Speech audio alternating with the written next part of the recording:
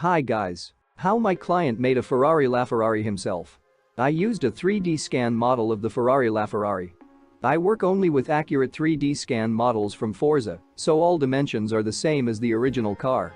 Look at their YouTube channel how they scan cars and you will have not doubts. Great technology. After that I divided this 3D scan model it into sections. The standard step between the main car buck sections 10 cm. Step for front and rear sections 5 cm. Then I saved a digital car buck files in the JPEG and DXF format. These digital car buck files need to print on a regular paper printer. You can use absolutely any paper printer. Or need to cut on a CNC or laser machine to obtain wooden car buck sections. From this wooden sections need to assemble a car buck. My client assembled the sections one after another to get a car buck. It's like Lego, but for men. Everyone can do it easily. Then the space between the sections need to fill with construction foam and the surface covered with construction putty.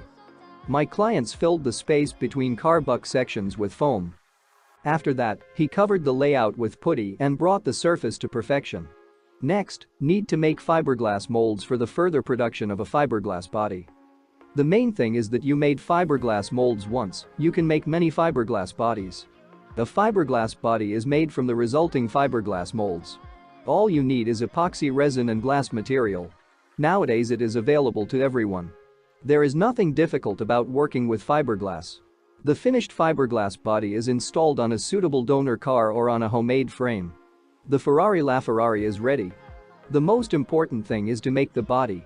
It's like Lego, but for men. Many of my clients make this without any experience. First, be sure to watch this short video. And after that, if you need digital car buck files, then Welcome.